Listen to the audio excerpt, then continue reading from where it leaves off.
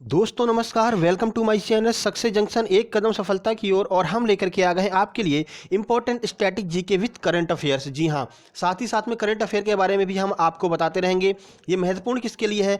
तो जो भी एमपी में जो भी एग्जाम्स होंगे उनके लिए महत्वपूर्ण है। साथ ही साथ में जो रेलवेज के एग्जाम होते हैं, जैसे अभी एनटीपीसी चल रहा है, इसके बाद ग्रुप डी आने वाला है, तो उन सब एग्जाम्स के लिए महत्वपूर्ण है। साथ ही साथ में एयरफोर्स और नेवी के जो एग्जाम्स होते हैं, यानी डिफेंस वाले जो एग्जाम होते हैं, उन सभी परीक्षाओं के लिए बहुत ही महत्वपूर्ण है आपके लिए ये स्टैटिक जीके।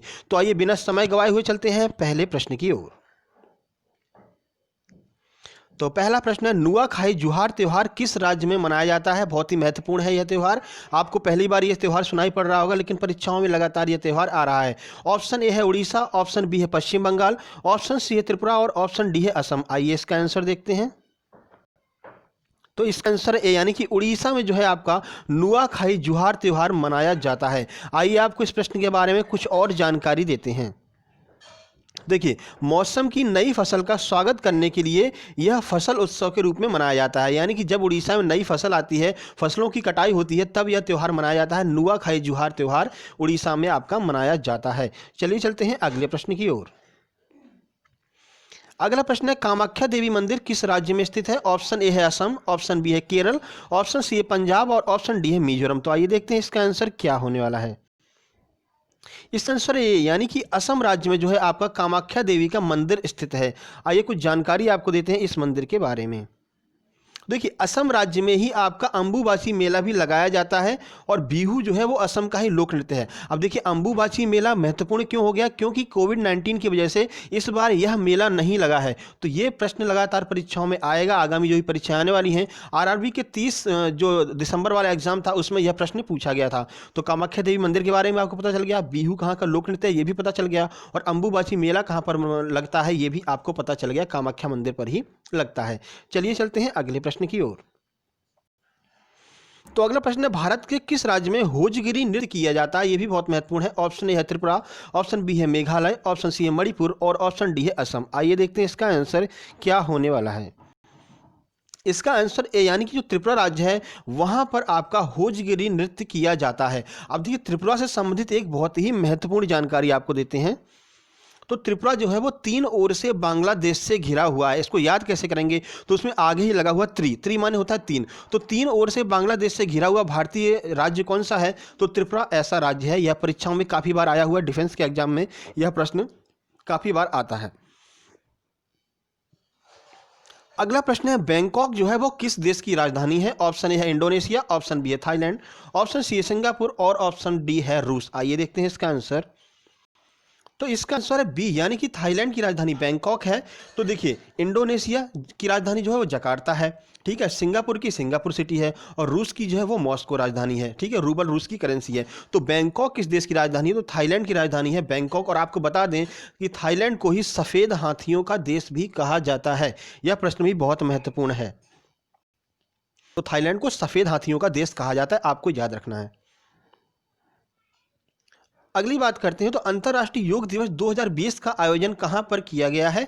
ऑप्शन ए है पुणे, ऑप्शन बी है श्रीनगर, ऑप्शन सी है गुवाहाटी और ऑप्शन डी है लेह। तो आइए देखते हैं इसका आंसर। इसका आंसर है डी यानी कि लेह जो है लद्दाख का एक एरिया है लेह। तो यहाँ पर अंतर्राष्ट्रीय योग दिवस जो है 2020 का मनाया गया है। अब देखिए, आपको ये जानकारी होगी कि 5 जून को जो है अंतर्राष्ट्रीय 21 जून को अंतर्राष्ट्रीय योग दिवस मनाया जाता है।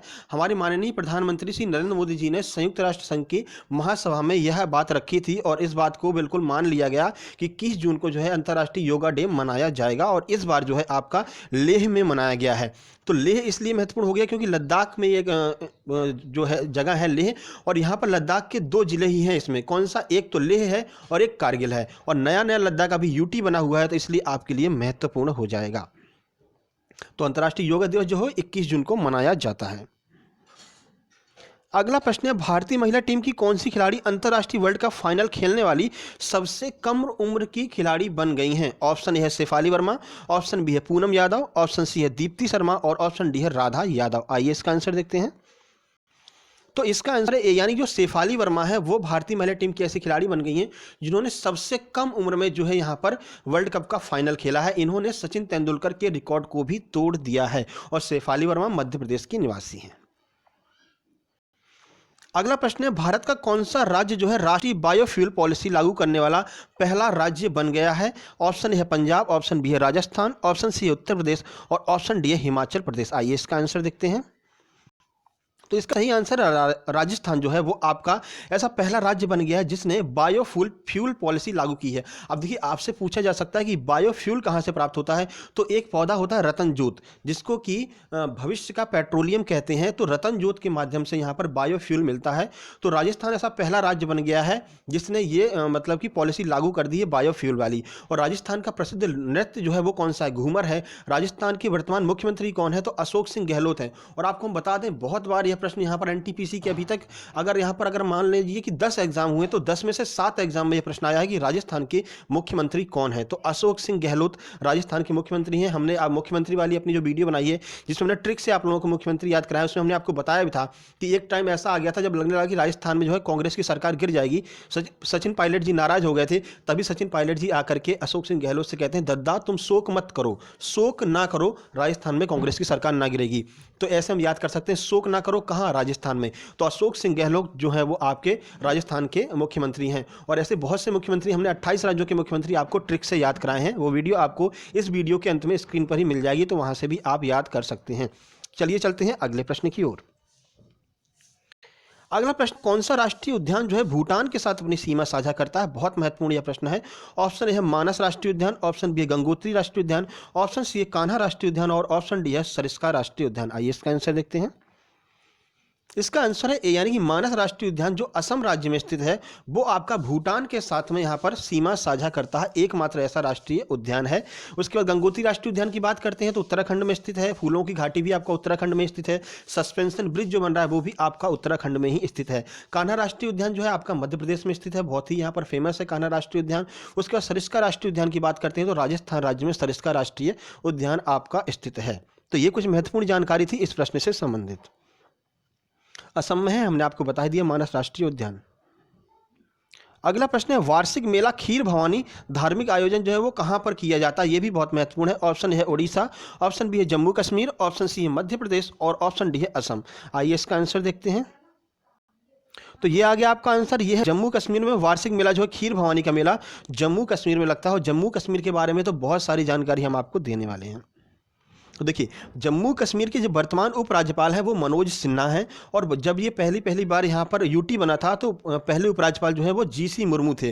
और जीसी मुर्मू जो है वो वर्तमान में भारत के सीएजी यानी कंप्ट्रोलर एंड अटॉर्नी जनरल जो है वो वर्तमान में भारत के जीसी मुर्मू हैं, गिरीश चंद्र मुर्मू हैं। और ये बहुत महत्वपूर्ण हो जाएंगे क्योंकि जम्मू कश्मीर विवाद काफ़ी टाइम से चल रहा था और जम्मू कश्मीर को केंद्र शासित राज्य यहाँ पर बना दिया गया है। तो जम्मू कश्मीर के पहले उपराज्यपाल कौन है? जीसी मुर्मू हैं।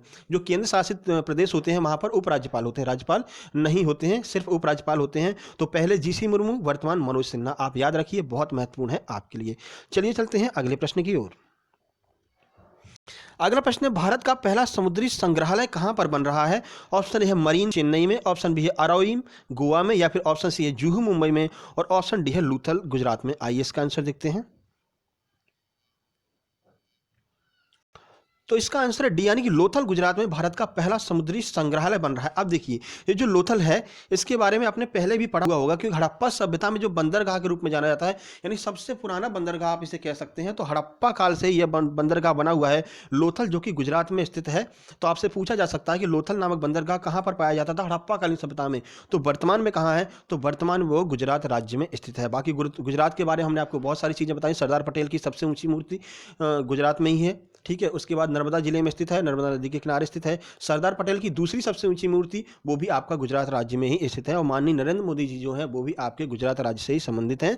गुजरात के पहले वे मुख्यमंत्री हुआ करते थे जो वर्तमान में भारत के प्रधानमंत्री हैं। इतनी सारी जानकारी आपको गुजरात के बारे में दे दी गई है। चलिए चलते हैं अगले प्रश्न की ओर। तो अगला प्रश्न है, doctor Shyama Prasad Mukherjee indoor stadium किस शहर में है? ऑप्शन है श्रीनगर जम्मू और कश्मीर, ऑप्शन बी है पणजी गोवा, ऑप्शन सी है मुंबई महाराष्ट्र, ऑप्शन डी है पुणे महाराष्ट्र। आइए देखते हैं। तो इसका सही आंसर है सी, यानी कि मुंबई महाराष्ट्र में जो है आपका श्यामा प्रसाद मुखर्जी इंडोर स्टेडियम है। यहाँ पर इसका आंसर जो है वो गलत हो गया है।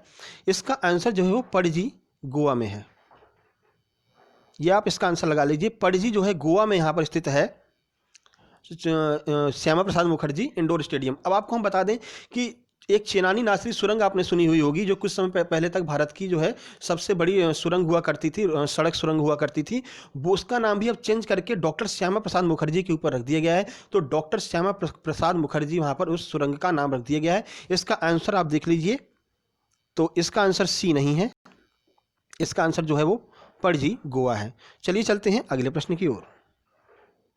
तो चेनानी नासरी सुरंग के बारे में हमने आपको बता दिया, डॉक्टर श्यामा प्रसाद मुखर्जी के ऊपर इस सुरंग का नाम रख दिया गया है, डॉक्टर श्यामा प्रसाद मुखर्जी सुरंग कर दिया गया है। अगले प्रश्न की ओर चलते हैं। तो सरदार पटेल प्राणी उद्यान किस राज्य में स्थित है? ऑप्शन ए है गुजरात, ऑप्शन बी है महाराष्ट्र, ऑप्शन सी है राजस्थान और ऑप्शन डी है उत्तर प्रदेश। तो आइए इसका आंसर देखते हैं। तो इसका आंसर है ए, यानी कि गुजरात राज्य में सरदार पटेल प्राणी उद्यान स्थित है। अब देखिए, सरदार पटेल के नाम से आपको बहुत सारी चीज़ें याद हो रही होंगी।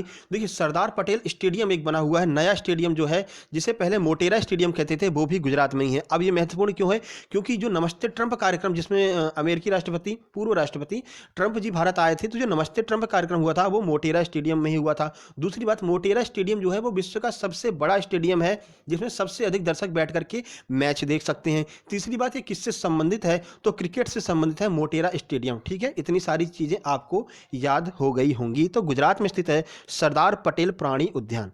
चलिए चलते हैं अगले प्रश्न की ओर। तो देखिए, यहाँ पर हमारे प्रश्न होते हैं समाप्त। हम रोज आपके लिए ऐसी वीडियो लेकर के आते रहेंगे और ये वीडियो बहुत ज़्यादा महत्वपूर्ण है। अब देखिए, कम्युनिटी पोस्ट में हम कुछ प्रश्न पूछते हैं आपसे रोज शाम को 4 बजे के समथिंग, 4 से 5 के बीच में। तो वहाँ पर आप जो लोग भी वहाँ पर वोट करते हैं, जो भी आंसर देते हैं, जो कमेंट बॉक्स में आंसर देते हैं, उनके नाम हम यहाँ पर लेते हैं और आपको आंसर भी बताते हैं कि सही आंसर क्या था। तो कल हमने आपसे पूछा था कि तूफानी हिंदू किसे कहा जाता है, तो उसका सही आंसर था स्वामी विवेकानंद जी को यहाँ पर तूफानी हिंदू के नाम से भी जाना जाता है। तो सही आंसर किस किसने दिए, आइए हम आपको उनसे रूबरू कराते हैं। तो देखिए, सबसे पहले संजय तोमर जी, जो पोरसा किर्राज से हैं, उन्होंने बिल्कुल सही आंसर दिया, तूफानी हिंदू स्वामी विवेकानंद जी को कहा जाता है। ठीक है, सी उनका आंसर था। उसके बाद राधेश्याम शुक्ला जी, स्वामी विवेकानंद, इन्होंने भी आंसर दिया है। उसके बाद एजान फहीम जी ने स्वामी विवेकानंद आंसर दिया है। उसके बाद कान्हा त्रिपाठी ने बिल्कुल सही आंसर दिया है। कान्हा त्रिपाठी हालांकि गलत आंसर दिया है, बाल गंगाधर तिलक नहीं है, आंसर वहाँ पर होगा स्वामी विवेकानंद। ठीक है, तो स्वामी विवेकानंद जो है वो बिल्कुल सही आंसर है। तूफानी हिंदू के नाम से स्वामी विवेकानंद जी को जाना जाता है। इन 4 लोगों ने कमेंट किया था। अगर आप चाहते हैं कल की वीडियो में आपका भी नाम ऐसे ही आए, तो कम्युनिटी बॉक्स में आंसर जरूर कीजिएगा, वोट भी कीजिएगा, लाइक भी कीजिएगा। अब देखिए, ये वीडियो अगर आपको पसंद आया हो तो लाइक करने में भाई कोई बुराई नहीं है। उसके बाद चैनल को सब्सक्राइब कर लीजिए, क्योंकि डेली आपके लिए ऐसे ही वीडियो टाइम टू टाइम आते रहेंगे। और ये स्टैटिक जी के बहुत ही ज़्यादा महत्वपूर्ण है सभी एग्जाम्स के लिए, जैसा कि हमने आपको बता दिया है। तो जल्द ही मिलते हैं एक नई वीडियो के साथ में, तब तक के लिए नमस्कार।